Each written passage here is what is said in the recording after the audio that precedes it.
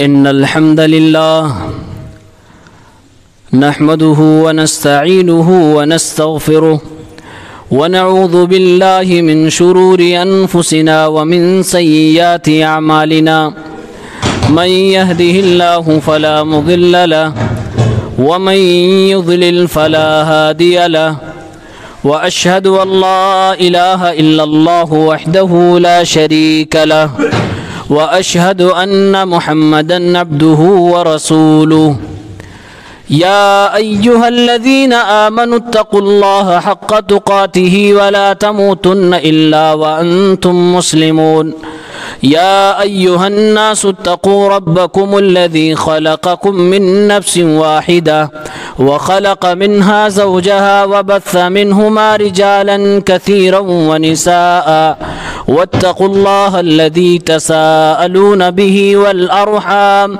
إن الله كان عليكم رقيبا يا أيها الذين آمنوا اتقوا الله وقولوا قولا سديدا يصلح لكم أعمالكم ويغفر لكم ذنوبكم ومن يطع الله ورسوله فقد فاز فوزا عظيما أما بعد فإن خير الحديث كتاب الله وخير الهدي هدي محمد صلى الله عليه وسلم وشر الأمور محدثاتها وكل محدثة بدعة وكل بدعة ضلالة وكل ضلالة في النار أعوذ بالله من الشيطان الرجيم بسم الله الرحمن الرحيم فاسألوا أهل الذكر إن كنتم لا تعلمون۔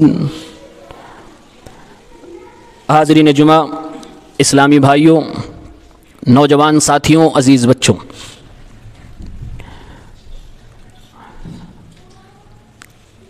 علماء کرام کی اہمیت اور ضرورت اور تقلید کی مذمت امت اسلامیہ کو، امت محمدیہ کی عوام کو علماء اور رہنما کی کتنی ضرورت ہے، اس سلسلے میں مسلمانوں کے ہاں دو کانسیپٹ پائے جاتے ہیں۔ عموماً دونوں ہی غلط ہیں۔ ایک نظریہ یہ ہے کسی ایک کو لازم پکڑ لو اور صرف اسی کی سنو، اسی کی مانو، اسی کی اندھی تقلید کرو، اس پر سیر حاصل گفتگو ہو چکی ہے۔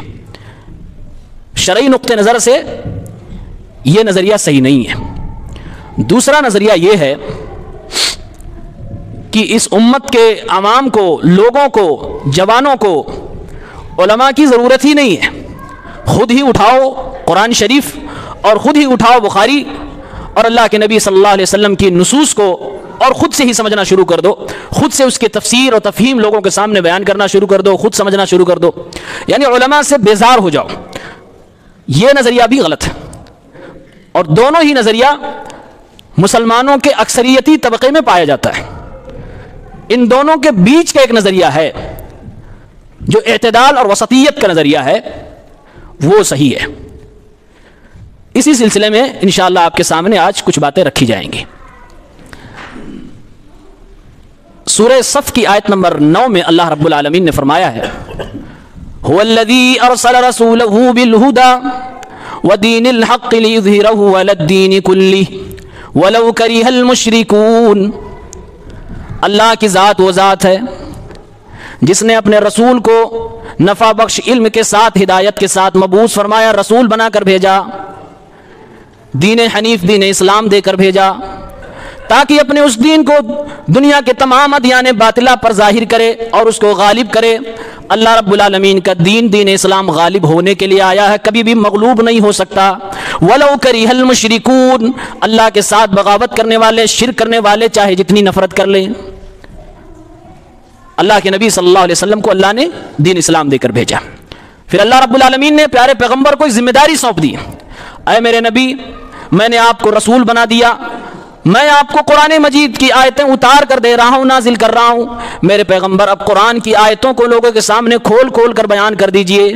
سورہ نحل کی آیت نمبر 44 میں فرمایا وَأَنزَلْنَا إِلَيْكَ الذِّكْرَ لِتُبَيِّنَ لِلنَّاسِ مَا نُزِّلَ إِلَيْهِمْ، اے نبی ہم نے آپ کی طرف ذکر کو نازل فرمایا لِتُبَيِّنَ لِلنَّاسِ مَا نُزِّلَ إِلَيْهِمْ، قرآن میں نے آپ کے حوالے سے، آپ کے واسطے سے امت تک پہنچایا ہے تاکہ آپ امت کے سامنے قرآن کریم کو بیان کر دیں، اس کی تفسیر کر دیں، اس کی تشریح کر دیں۔ اللہ کے نبی کو یہ ذمہ داری دی گئی، اللہ کی طرف سے عطا کیا گیا کہ اے میرے پیغمبر میری ہدایات کی روشنی میں، میری رہنمائی میں قرآن کریم کی تفسیر آپ بیان کریں گے، قرآن کریم کو لوگوں کے سامنے آپ کھول کھول کر بیان کریں گے۔ اسی لیے جب تک ہمارے پیغمبر دنیا میں زندہ تھے تمام مسلمان اللہ کے نبی صلی اللہ علیہ وسلم کی طرف رجوع کرتے تھے قرآن کی آیتوں کو سیکھنے کے لیے اور سمجھنے کے لیے۔ عبداللہ ابن مسعود رضی اللہ عنہ کا بیان ہے ہم اللہ کے نبی صلی اللہ علیہ وسلم سے 10 آیتیں سیکھتے، 10 آیتوں کی قرات، 10 آیتوں کی تلاوت سیکھ لیتے، جب تک اس کے معنی و مفاہیم کو ہم سمجھ نہ لیتے آگے سبق نہیں بڑھواتے تھے۔ یعنی اللہ کے نبی سے صلی اللہ علیہ وسلم سے ہم قرآن کا پڑھنا بھی سیکھتے تھے، قرآن کا سمجھنا بھی سیکھتے تھے، قرآن کریم کی تلاوت بھی سیکھتے تھے، قرآن کریم کی فہم اور سمجھ بھی اللہ کے نبی صلی اللہ علیہ وسلم سے لیتے تھے۔ جب ہمارے نبی دنیا سے چلے گئے تو اللہ کے نبی صلی اللہ علیہ وسلم کی وہ ذمہ داری قرآن کی تفسیر، تشریح اور اسلام کو سمجھانا، یہ ذمہ داری کن لوگوں پر آئی یہ بھی خود ہمارے نبی صلی اللہ علیہ وسلم نے بتا دیا ہے۔ سنن ابی داؤد کتاب العلم حدیث نمبر 3641 اللہ کے نبی فرماتے ہیں وَإِنَّ الْعُلَمَاءَ وَرَثَةُ الْأَنْبِيَاءِ، میری امت کے جو علماء یہ انبیاء کے وارث ہیں۔ وَإِنَّ الْأَنْبِيَاءَ لَمْ يُوَرِّثُوا دِينَارًا وَلَا دِرْهَمًا، نبیوں نے وراثت میں اپنی امت کے علماء کے لیے نہ کوئی دینار چھوڑا ہے نہ کوئی درہم چھوڑا ہے۔ وَإِنَّمَا وَرَّثُوا الْعِلْمَ، نبیوں نے وراثت میں اپنی امت کے علماء کو علم دیا ہے۔ فَمَنْ أَخَذَهُ أَخَذَ بِحَظٍّ وَافِرٍ، اس امت کا جو بھی عالم دین بننا چاہتا ہے، جو بھی نبی کا وارث بننا چاہتا ہے، پیارے پیغمبر کی تعلیمات کو جتنا زیادہ اپنے سینوں میں محفوظ کر لے وہ اللہ کے نبی کا اتنا ہی بڑا وارث ہے۔ وہ ذمہ داری اب علماء میں آ گئی۔ اب یہاں تھوڑا رک کر سمجھنے کی بات ہے۔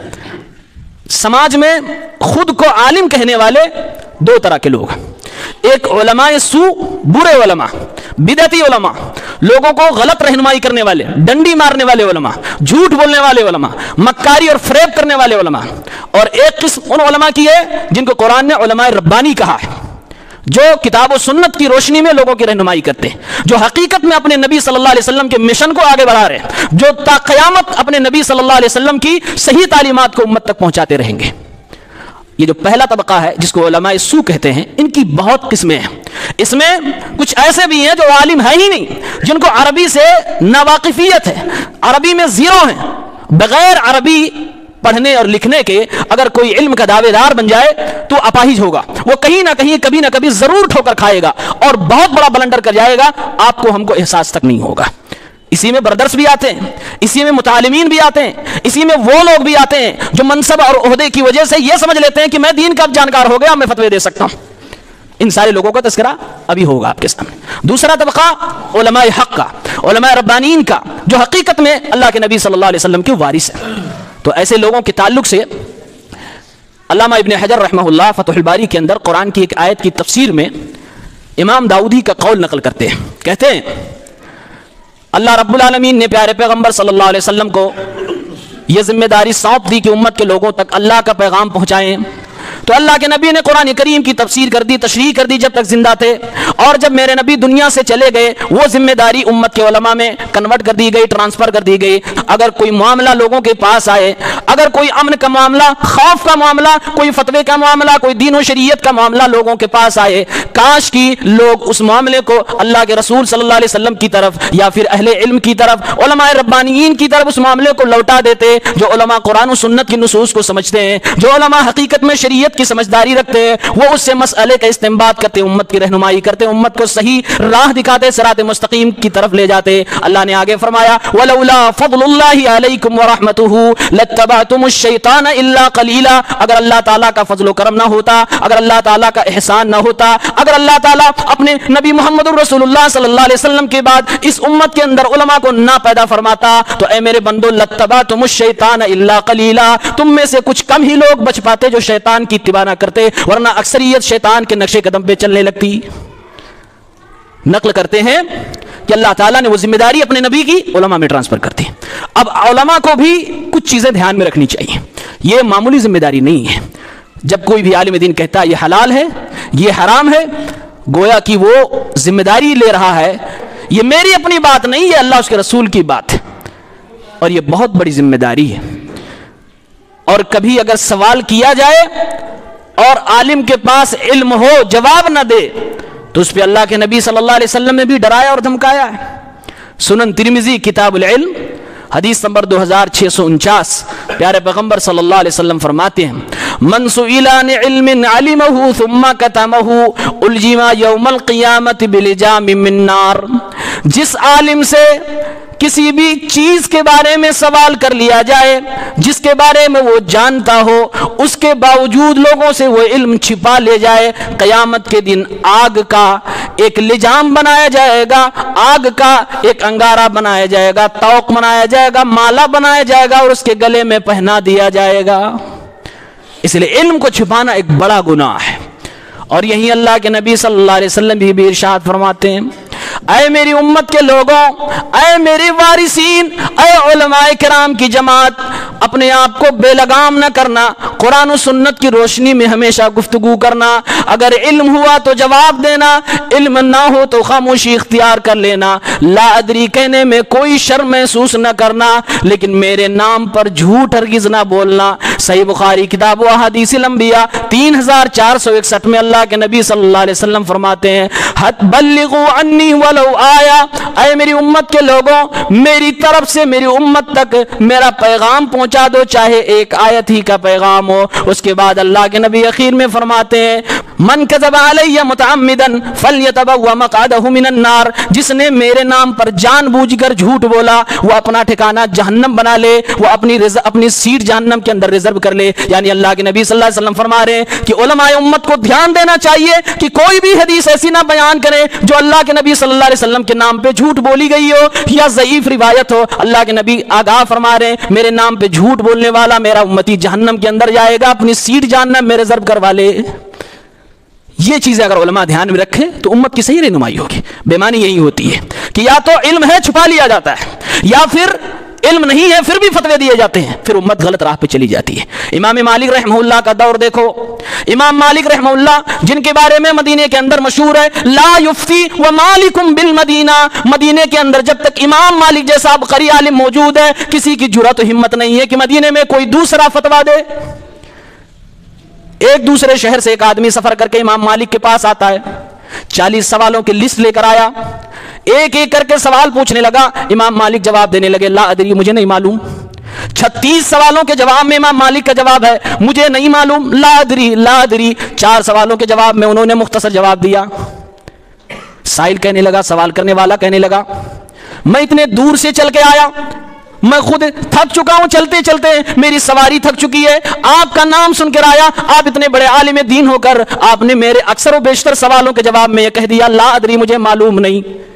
امام مالک رحمہ اللہ نے فرمایا اللہ کے بندے تو اپنی سواری پہ سوار ہو جا، چلا جا اپنے شہر، چلا جا واپس اپنے گھر کی طرف، جا اپنے شہر کے لوگوں سے بتا دینا کہ میں نے امام مالک سے سوال کیا تھا، 36 سوالوں کے جواب میں انہوں نے کہہ دیا لا ادری، مجھے اس بات پہ کوئی شرم نہیں، مجھے اس بات میں کوئی عیب نہیں محسوس ہو رہی ہے. جاؤ لوگوں میں بتانا کہ امام مالک کو نہیں آتا. امام مالک نے جواب نہیں دیا کیونکہ ان کے پاس علم کم ہے.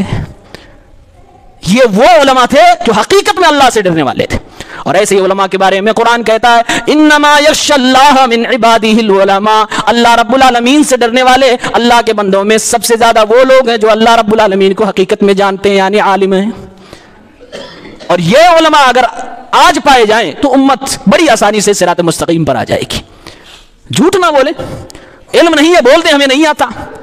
آج تو اسٹیٹس، ایگو اور ایٹیٹیوڈ کی بات ہو جاتی ہے، اور غلطی ہمارے عوام کی بھی ہے. آپ ذرا سوچ پرسنٹیج نکالیے، 40 میں سے 4 کا جواب دیا، صرف 36 کا جواب نہیں دیا ہے. آج اگر آپ کے مسجد کے امام صاحب ایسا کر دیں تو آپ تو فوراً استعفا تھما دو گے، اس کو کچھ نہیں آتا، خواہ کی تنخواہ لے رہا ہے. ذلیل رسوا کرنے میں کوئی کسر ہم نہیں چھوڑیں گے. ہم یہ پتہ کرنے کی کوشش نہیں کریں گے کہ یہ آدمی تواضع انکساری اور احتیاط کی بنیاد پر لادری کہہ رہا ہے یا اپنی جہالت کی بنیاد پر کہہ رہا ہے. اللہ کی قسم غلط فتویٰ دینے سے بہتر ہے انسان اپنے منہ کو بند رکھے، وہ بہتر ہے، کیونکہ یہ دھمکی معمولی دھمکی نہیں ہے. من کذب علی متعمدا فلیتبوأ مقعدہ من النار، جو میرے نام پہ جھوٹ بولے وہ اپنا ٹھکانہ جہنم میں بنا لے. یہ تو علماء کے لیے رہنمائی ہو گئی جو شریعت نے کی ہے. عوام کو بھی قرآن کیا کہتا ہے؟ سورہ انبیاء کی آیت نمبر 7 اللہ رب العالمین نے فرمایا فَاسْأَلُوا أَهْلَ الذِّكْرِ إِن كُنتُمْ لَا تَعْلَمُونَ، اے اللہ کے بندو اہل ذکر سے سوال کرو، پوچھو اگر تمہیں معلوم نہیں ہے. اہل ذکر کون ہیں؟ قرآن و سنت کا علم رکھنے والے، خالص اسلام کو جاننے والے، اللہ کے نبی صلی اللہ علیہ وسلم سے جو علم چلا رہا ہے، صحابہ اور تابعین سلف صالحین سے ہوتے ہوئے، ان علماء سے سوال کیجیے. اور سوال کرنا جہالت کی بیماری کے لیے بہترین علاج ہے. سنن ابو داؤد کتاب الطہارہ حدیث نمبر 336 میں ایک واقعہ لکھا ہے. صحابہ کرام ایک بار سفر پہ جاتے ہیں، سفر میں ایک شخص کو پتھر سے کچھ زخم لگ گیا، رات میں اسے احتلام ہوا، غسل واجب ہو گئی، نماز پڑھنی ہے، سخت ٹھنڈی کا دن ہے. کسی سے پوچھ لیا کہ میں اس سخت ٹھنڈی میں کیا کروں، غسل کروں یا تیمم کروں؟ سامنے والے نے کہہ دیا نہیں، غسل فرض ہے، تیمم نہیں کر سکتے ہو. اس اللہ کے بندے نے ٹھنڈے پانی سے غسل کر لیا، انتقال ہو گیا، وفات ہو گئی اس شخص کی. اللہ کے نبی صلی اللہ علیہ وسلم تک یہ معاملہ پہنچایا گیا. آپ نے فرمایا قتلوہ قتلہم اللہ، غلط فتوے کی وجہ سے، جہالت کی وجہ سے اللہ کے ایک بندے کی جان لے لی تم لوگوں نے. آپ صلی اللہ علیہ وسلم فرماتے ہیں الا سالوا اذا لم يعلموا، جب معلوم نہیں تھا فتویٰ کیوں دیا، سوال کیوں نہیں کر لیا؟ فانما شفاء العی السؤال، جہالت کی شفا انسان کو سوال کرنے میں ہے. یعنی معلوم نہ ہو، علم نہ ہو تو فتوے بازی نہ کیا کرو، ادھر ادھر فتوے چپکایا نہ کرو، داغا نہ کرو، بلکہ اہل علم سے سوال کر لیا کرو. قرآن نے یہی فرمایا فاسالوا اہل الذکر ان کنتم لا تعلمون، اہل ذکر سے سوال کر لو جب تک تمہیں معلوم نہ ہو. آج تو ہم خود ہی سمجھ بیٹھے کہ ہمیں سب آتا ہے، اور تقلید پر جو مسلسل بیانات ہوئے، ایک غلط میسج لوگوں نے سمجھ لیا، اور جیسے کہ دوسرے لوگوں کے بیان سے یہ صاف ظاہر ہوا کہ نعوذ باللہ ہم لوگوں کو علماء سے دور کر رہے ہیں. ہم اسی کا جواب دے رہے ہیں، علماء سے دور نہیں کر رہے ہیں، صحیح علماء کی رہنمائی کرنا چاہتے ہیں، صحیح راستہ دکھانے کی کوشش کی جا رہی ہے. غلط ٹریک پر نہ جائیں، رانگ نمبر آپ کے پاس نہ آنے پائے. اللہ کے نبی صلی اللہ علیہ وسلم فرماتے ہیں صحیح بخاری کتاب العلم حدیث نمبر 100، قیامت کے قریب علماء دھیرے دھیرے اٹھائے جائیں گے، پھر علم دنیا سے غائب ہوگا. آج وہ مشہور نعرہ آپ سب نے سنا ہوگا، جہالت پر بیسڈ نعرہ ہے،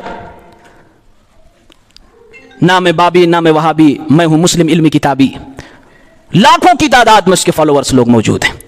اللہ کی قسم اس نعرے کو غلط سمجھنے کے لیے، اس نعرے کی حقیقت کو جاننے کے لیے صرف آپ ایک پوائنٹ پر غور کر لیں، یہ آپ کو نعرہ کھوکھلا نظر آئے گا. اگر صرف قرآن سے کام چل سکتا تھا تو اللہ قرآن بھیج دیتا، نبی کو بھیجنے کی ضرورت نہ تھی. قرآن کے ساتھ نبی کا آنا، بلکہ نبی کے ساتھ قرآن کا آنا اس بات کی دلالت ہے کہ اس امت کو ہمیشہ کتاب کے ساتھ استاذ کی ضرورت پڑے گی. بغیر استاذ کے جس نے بھی کتابوں سے ڈائریکٹ علم لینا شروع کیا اور اپنے آپ کو ہی علامہ فہامہ سمجھنا شروع کر دیا، وہ گمراہ ہو جائے گا. اور یہ بات اس شخص کے اندر پائی جا رہی ہے جس نے یہ نعرہ دیا، وہ گمراہ ہے.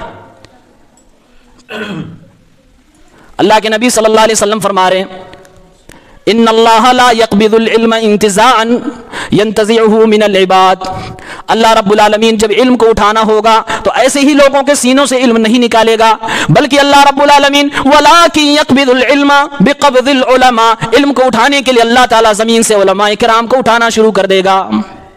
حتی اذا لم يبقي عالما اتخذ الناس رؤوسا جهالا، جب اس روئے زمین پر کوئی عالم ربانی باقی نہیں رہ جائے گا، وہ خالص اسلام کو پیش کرنے والا باقی نہیں رہ جائے گا، یہ عوام الناس جاہلوں کو اپنا امام بنا لے گی. فسئلوا، ان جاہلوں سے سوال کیا جائے گا. فافتوا بغیر علم، یہ بغیر علم کے فتوے بازی بھی کرنے لگیں گے. فاضلوا واضلوا، تو یہ لوگ خود گمراہ ہوں گے، دوسروں کو بھی گمراہ کریں گے. اللہ کی قسم میں بغیر علم کے فتوے بازی کرنا خود کی گمراہی کا ذریعہ بن جاتی ہے، اور اس سے بڑی بات جو اس سے زیادہ خطرناک بات ہے، دوسروں کی گمراہی کا بھی ذریعہ بن جاتی ہے. وہ مشہور کہاوت آپ نے سنی ہوگی، نیم حکیم خطرے جان، نیم ملا خطرے ایمان. یہ بات صحیح ہے. اگر حکمت اور ڈاکٹری کا علم صحیح نہ ہو، آج انگوٹھا ٹیک مسلمان وہاں بہت احتیاط کرتا، نہیں اس کے یہاں علاج نہیں کرائیں گے، قرضہ لے لیں گے، یہاں وہاں سے مانگ لیں گے، علاج ہم پروفیشنل کرائیں گے، علاج ہم ڈگری دھارک سے کرائیں گے. جان خطرے میں نہیں ڈالنا چاہتے. لیکن دین کا معاملہ آتا ہے، راہ چلتے انسان سے پوچھ لیا، موبائل کھولا, ادھر سے ادھر سے سوشل میڈیا, کئی سب دن سیکھ لیا, کبھی یہ جاننے کی کوشش نہیں کی کہ سامنے والا کیسا ہے, اس کے پاس جو علم ہے وہ اعتبار کے لائق ہے یا نہیں ہے, یہ گمراہ تو نہیں ہے. خود کو عالم کہنے والے بہت ہیں مارکیٹ میں. آج ایک بڑی ذمہ داری عوام کی یہ بھی ہے کہ وہ صحیح علماء کا چین کرے, انتخاب کرے, سلیکشن کرے کہ کون ہمیں صحیح علم دے سکتا ہے. ورنہ اللہ کے نبی نے صاف کہا ہے, لوگ جاہلوں کو اپنا امام بنائیں گے, ان سے سوال ہوں گے اور وہ جواب بھی دیں گے, خود گمراہ ہوں گے, دوسروں کو بھی گمراہ کریں گے. اور آج یہ چیز بہت زیادہ پائی جا رہی ہے, اسی لیے امت کے اندر گمراہی بہت تیزی سے پھیل رہی ہے, اور یہ گمراہی علم کے نام پر پھیل رہی ہے, علمی کتابی کے نام پہ پھیل رہی ہے. اس لیے آگاہ ہو جاؤ میرے بھائیوں. اور میں ایک اہم بات بتلاتا ہوں, علماء سے دور کرنے کا کام کون لوگ کرتے ہیں؟ یہی جاہل امام کرتے ہیں, جن کو لوگوں نے امام بنا رکھا ہے, جن کو لوگوں نے فتوے کے لیے مفتی بنا رکھا ہے, جبکہ وہ جاہل ہیں, ان کو کتاب و سنت کا علم نہیں ہے. جب یہ لوگ فتوے کی مسند پہ بیٹھ جاتے ہیں اور اس کے بعد جواب دینا شروع کرتے ہیں, خود گمراہ ہوتے ہیں, دوسروں کو گمراہ کرتے ہیں. جب ان کی دکانیں بند ہوتی نظر آتی ہیں, یہی لوگ امت کو علماء سے دور کرتے ہیں. اور آج یہ صفت امت کے مختلف طبقوں میں پایا جاتا ہے. جس شخص نے یہ نعرہ دیا ہے وہ اس کا برانڈ بسٹر بنا ہوا ہے, وہ امت کو علماء سے دور کر رہا ہے, اور وہ بباغے دہل کہتا ہے. انہی عالموں نے دین کا بیڑا غرق کر رکھا ہے. وہ الگ بات ہے, وہ علماء سو کو بھی بولتا ہے, لیکن علماء حق کو بھی وہ اسی نعرے کے ساتھ اور اسی گالی کے ساتھ, اسی تہمت کے ساتھ یاد کرتا ہے. وہ علماء سے لوگوں کو دور کر رہا ہے. جو جاہل مفتی ہیں, علماء سو ہیں, وہ ہمیشہ علماء ربانیین کے خلاف ہر زمانے میں بولتے رہے. ایسے لوگوں کو معلوم نہیں ہے علماء کے خلاف زبان چلانا کتنا بڑا گناہ ہے. ہمارے اسلاف نے کیا کہا ہے؟ سفیان ثوری رحمہ اللہ فرماتے ہیں, اذا رأيت الشاب يتكلم عند المشايخ وان كان قد بلغ من العلم مبلغا فآئس من خيره فانه قليل الحياء. جب میں کسی مجلس میں بیٹھا ہوں اور وہاں پر کوئی جوان ہو اور بڑے بڑے علماء کی مجلس میں وہ بولنے لگے, تو میں اس آدمی سے بھلائی اور خیر کی امید لینا بند کر دیتا ہوں. میں مایوس ہو جاتا ہوں, کیونکہ ایسے بندے کو شرم و حیا ہی نہیں جو بزرگوں کے سامنے علم کے پہاڑ علماء کے سامنے اپنی زبان کھولتا ہے اور بولتا ہے. گرچہ وہ علم کا پہاڑ جوان خود نہ ہو, پھر بھی بزرگوں کے سامنے زبان کھولے تو میں اس کو اپنے سے دور کر دیتا ہوں. اور سفیان ثوری رحمہ اللہ اس معاملے میں بہت ٹائٹ تھے. کسی بھی مجلس میں بڑے کبار علماء کی موجودگی میں اگر چھوٹے بولتے, فوراً کان پکڑ کے اس کو مجلس سے باہر کرتے تھے. عبداللہ ابن مبارک رحمہ اللہ فرماتے ہیں, جس نے علماء کو ہلکا سمجھا, ان کو حقیر سمجھا, اپنے آپ کو ان سے بڑا سمجھنے کی کوشش کی, دین کے معاملے میں ان سے زیادہ اپنے آپ کو نالج والا بننے کی کوشش کی, اس کی آخرت برباد ہو جائے گی. اور جس نے اسلامی حکمرانوں کو حقیر سمجھنے کی کوشش کی, اس کی دین کے ساتھ ساتھ دنیا بھی برباد ہو جائے گی. اور جس نے اپنے مسلمان بھائیوں کو حقیر سمجھنے کی کوشش کی, اس آدمی سے ادب و مروت بھی ختم ہو جائے گی. علامہ ابن عساکر رحمہ اللہ فرماتے ہیں, من اطلق لسانہ فی العلماء بالسلب ابتلاہ اللہ عز وجل قبل موتہ بموت القلب. جس شخص نے علماء کے بارے میں اپنی زبان کو بے لگام کر دیا, ان کے اوپر الزام لگانا شروع کر دیا, تہمت لگانا شروع کر دیا, چال بازی کر کے ان کے خلاف سازشیں کرنا شروع کر دیا, اس بندے کے مرنے سے پہلے اللہ تعالیٰ اسے دل کی بیماری میں مبتلا فرما دے گا. امام احمد بن عزرعی فرماتے ہیں, الوقیعۃ فی اہل العلم لا سیما فی اکابرہم کبائر من کبائر الذنوب. اہل علم کے بارے میں چغلی کرنا, غیبت کرنا, ان کے خلاف چال بازی کرنا, ان کے خلاف پلاننگ کرنا, ان کو برباد کرنے کی کوشش کرنا, ان کے اوپر الزام لگانا کبیرہ گناہوں میں سے ایک بڑا گناہ ہے. امام احمد رحمہ اللہ فرماتے ہیں, لحوم العلماء مسموما من شمها مرضا ومن اکلها مات. اے لوگوں جو علماء کرام کی غیبتیں کیا کرتے ہو, ان کی چغلی کیا کرتے ہو, ان کا احترام نہیں کرتے, یہ بات علماء ربانیین کے بارے میں ہو رہی ہے. جو علماء حق کے خلاف زبان کھولا کرتے ہیں, فرماتے امام احمد رحمہ اللہ, یاد رکھو علماء کرام کا گوشت بڑا زہریلا گوشت ہوتا ہے. جس نے اسے سونگھ لیا وہ بیمار ہو جائے گا, اور جس نے اس گوشت کو کھا لیا وہ ضرور مر جائے گا. گوشت کھانے کا مطلب یہ کہ اس کی غیبت کر رہا ہے, اس کی چغلی کر رہا ہے, اس کے اوپر الزام لگا رہا ہے. ہمارے اسلاف لوگ حق پہ ہیں کہ باطل پہ, ایک نشانی یہ بھی بنا کے رکھے تھے کہ کون علماء حق کے خلاف بول رہا ہے, کون ان سے محبت کر رہا ہے. اس لیے یحییٰ ابن معین رحمہ اللہ فرماتے ہیں, इदा राअयत अर्रजुल यतकल्लमु फी हम्माद इब्न सलमा व इक्रमा मौला इब्न अब्बास फत्तहिमहु अलल इस्लाम। ऐ लोगो, जब तुम किसी आदमी को देखो हम्माद इब्न सलमा जैसे अल्लाह रब्बुल आलमीन के प्यारे बंदे और बेहतरीन आलिम रब्बानी के खिलाफ अपनी जबान खोल रहा है, अगर तुम किसी को देखो हजरत अब्दुल्ला इब्न अब्बास रज़ियल्लाहु अन्हुमा के गुलाम हजरत इक्रमा के बारे में जबान दराजी कर रहा जो कि एक बड़े आलिम है, फत्तहिमहु अलल इस्लाम, तो उस बंदे को, उस जबान दराजी करने वाले इंसान के इस्लाम के बारे में तुम्हें शक हो जाना चाहिए, उसके इस्लाम पे सवालिया निशान तुम्हें खड़ा करने का पूरा हक होना चाहिए। इसलिए इमाम अबू हातिम अर्राज़ी फरमाते हैं, इदा राअयत अर्रजुला युहिब्बु अहमद इब्न हंबल फअलम अन्नहु साहिबु सुन्नाह। जब इस रूए जमीन पर किसी भी इंसान को देखो कि इमाम अहमद इब्न हंबल से मोहब्बत कर रहा, तो जान लो कि वो बंदा असली सुन्नी है, जान लो कि वो बंदा सुन्नत का पसंद करने वाला है, सुन्नत पे चलने वाला है और अल्लाह के नबी सल्लल्लाहु अलैहि वसल्लम के तरीके को पसंद करने वाला है, उस पर अमल करने वाला है। क्योंकि इमाम अहमद इब्न हंबल को इमाम सुन्ना कहा जाता है। उनका अकीदा खालिस मेरे नबी सल्लल्लाहु अलैहि वसल्लम का अकीदा था। इमाम अहमद इब्न हंबल रहमहुल्लाह सुन्नत के इमाम माने जाते हैं, अकीदे के इमाम माने जाते हैं। तो कहा जो उनसे मोहब्बत करे समझ लो कि वो सही में खालिस इस्लाम वाला इंसान है। हमारे सलाफ ने बड़ी प्यारी बातें कही हैं, कहते हैं कुन आलिमन औ मुतअल्लिमा औ मुहिब्बन लिल इल्मी फला तकुन राबिअन फतहलिक। या तो खुद आलिम बन जाओ, या तो तालिबे इल्म बन जाओ, या फिर आलिम और तालिबे इल्म से मोहब्बत करने वाला बन जाओ। कोई चौथी कैटेगरी, कोई चौथा दर्जा न इख्तियार करना, वरना हलाक हो जाओगे, बर्बाद हो जाओगे। फुज़ैल इब्न इयाज़ रहमहुल्लाह फरमाते हैं, आलिमुन आमिलुन मुअल्लिमुन युदआ कबीरन फी मलकूतिस समावात। एक ऐसा आलिम जो अपने इल्म पर अमल भी करने वाला हो, एक ऐसा आलिम जो दूसरों तक अपना इल्म पहुंचाने वाला भी हो, वह आसमानों की दुनिया में बहुत बड़ी हस्ती के नाम से पुकारा जाता है। लोगों ज़मीन वालों, उसको हकीर ना समझो।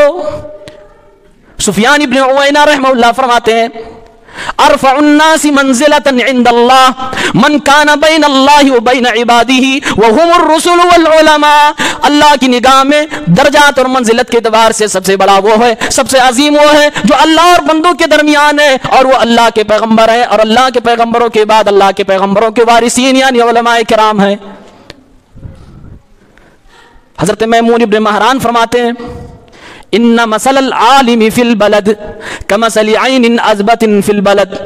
एक ऐसे शहर में जहां इल्म की रोशनी ना मौजूद हो, जहां पर कोई खालिस इस्लाम बताने वाला आपको ना मिले, अगर कोई किताब और सुन्नत का इल्म वाला उस जमीन पर पाया जा रहा है, कहते हैं इसकी मिसाल ऐसी है जैसे किसी ऐसी जगह पे जहां पानी के लिए कोई सोता ना हो, कोई कुआं ना हो, कोई चश्मा ना हो, और फिर अचानक वहां मीठे पानी का चश्मा फूट पड़े, तो मीठे पानी के चश्मे की तरह जिस तरह लोग उससे फायदा उठाते हैं, उसी तरीके से उस आलिम से जो किताब और सुन्नत का इल्म बिखेर रहा है उससे फायदा उठाना चाहिए।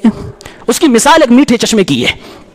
इब्न क़य्यिम रहमहुल्लाह फरमाते हैं, अल उलमा बिल्लाहि व अमरिही हुम हयातुल वजूदी व रूहुहु।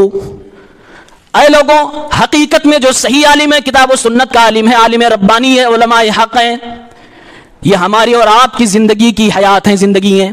हमारी जिंदगी में जो दीन है, वो दीन अगर कायम है तो उन उलमा की वजह से है। ला युस्तगना अन्हुम तरफत आइन, उनसे अपने आप को बेनियाज ना करना, पलक झपकने के बराबर भी उनसे अपने आप को अलग ना करना।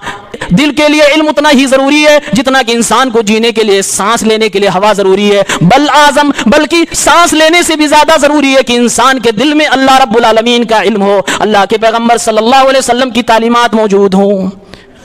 इब्न क़य्यिम रहमहुल्लाह अपनी दूसरी किताब इलामुल मुवक्किईन के अंदर फरमाते हैं, अल उलमाउ हुम फिल अर्ज़ि बिमंज़िलतिन नुजूम। जमीन के ऊपर चलने वाले ये उलमाए किराम आसमानों में सितारों की मानिंद हैं।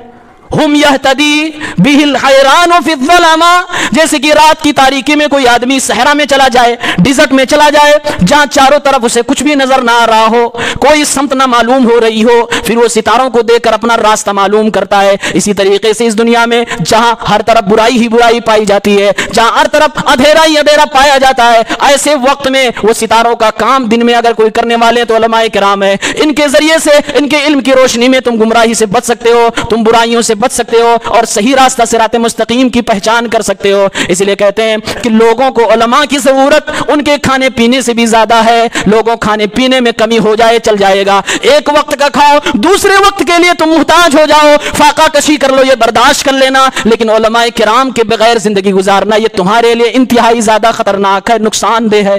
बड़े प्यारे प्यारे जुमले कहे गए। और हकीकत में जो किताब और सुन्नत का आलिम हो, आप उसकी मजलिस में बैठे جو اپنی مجلس میں اللہ اس کے رسول کی بات کر رہا ہو، ایک روحانیت وہاں پر ہوتی ہے۔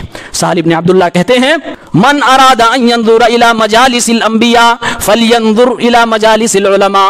اے لوگوں، ہم لوگوں نے نبیوں کا دور تو نہیں پایا، ہم لوگوں نے رسولوں کو اپنی آنکھوں سے تو نہیں دیکھا، لیکن پھر بھی رسولوں کی مجلس میں بیٹھنے کی لذت اگر چاہتے ہو، اگر نبیوں کی مجلس، نبیوں کی میٹنگ دیکھنا چاہتے ہو، تو اس زمین پر حقیقی کتاب و سنت کے علماء کی مجلسوں کو دیکھ لو۔ من اراد ان ينظر الى مجالس الانبیاء، جو نبیوں کی مجلسوں اور میٹنگوں کو دیکھنا چاہتا ہے، اس بندے کو حقیقی کتاب و سنت کے عالموں کی مجلسوں کو دیکھنا چاہیے۔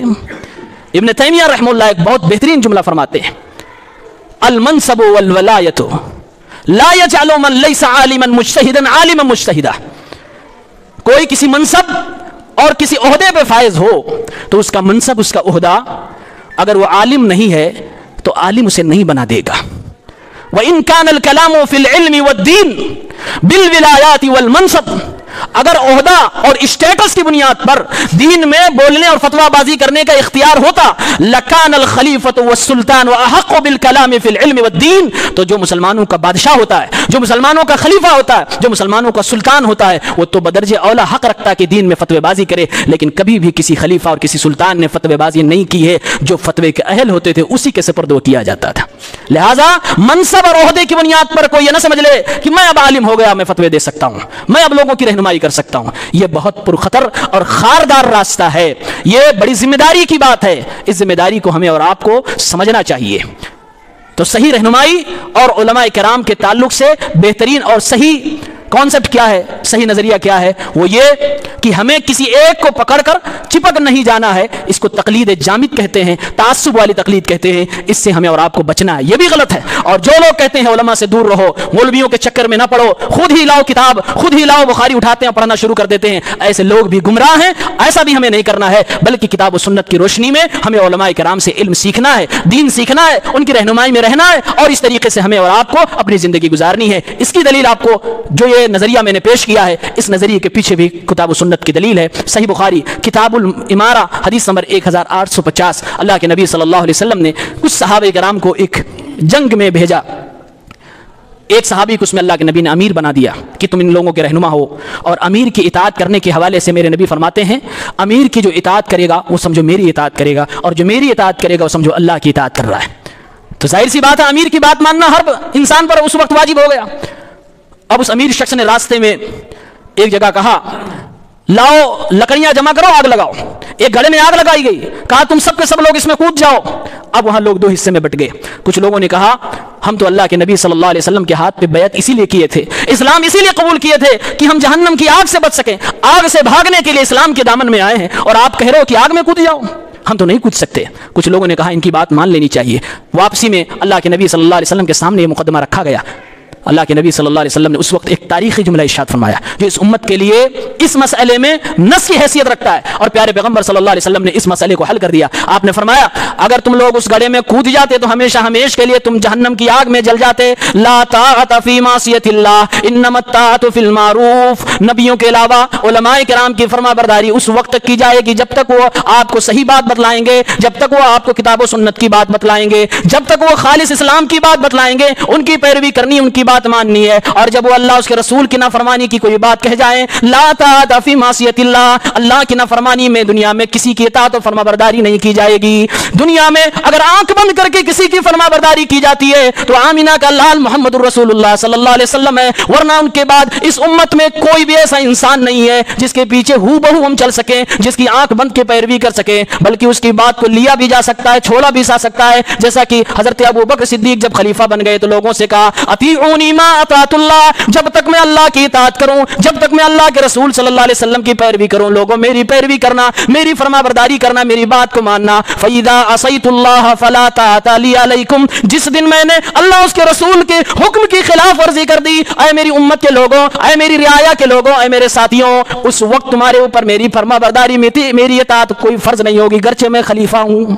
یہی کانسیپٹ صحیح ہے کہ عالم کی فرما برداری اور اس کی بات اس وقت تک ماننی ہے جب تک وہ کتاب و सुन्नत की रोशनी में गुफ्तगू कर रहा है। अगर वो इस लाइन से हटा फिर आपको आलिम की बात वहाँ नहीं माननी है। अल्लाह ने साफ कहा फरुद्दूहु इलल्लाहि वर रसूल, फिर वापस आपको पलट कर अल्लाह उसके रसूल की तरफ जाना है। यही सही नजरिया है, इसी पे हम और आपको कायम रहना चाहिए। लिहाजा उलमाए किराम का एहतराम करें, इज्जत करें, तौकीर करें और इनसे मोहब्बत करें। ये हमारे और आपके दीन के लिए अच्छाई और भलाई की निशानी है। अल्लाह रब्बुल आलमीन जिससे मोहब्बत करता है उसे दीन की समझ अता फरमाता है। मन युरिदिल्लाहु बिही खैरन युफक्किहु फिद्दीन, जिसके साथ अल्लाह ताला भलाई का इरादा करता है अल्लाह रब्बुल आलमीन उस बंदे को दीन की समझ अता फरमाता है। लिहाजा उलमाए हक से और जो किताब व सुन्नत का इल्म लोगों को दे रहे हैं उनसे कभी भी लोगों को बदज़न न करें, कभी उनके खिलाफ चुगली न करें, कभी गीबत न करें। अगर आप उनसे मोहब्बत नहीं कर सकते तो कम से कम नफरत न करें। अगर आप उनको कुछ फायदा नहीं पहुंचा सकते तो कम से कम नुकसान न पहुंचाएं। उनके खिलाफ चालबाजियां न करें, उनके खिलाफ जबान दराजियां न करें।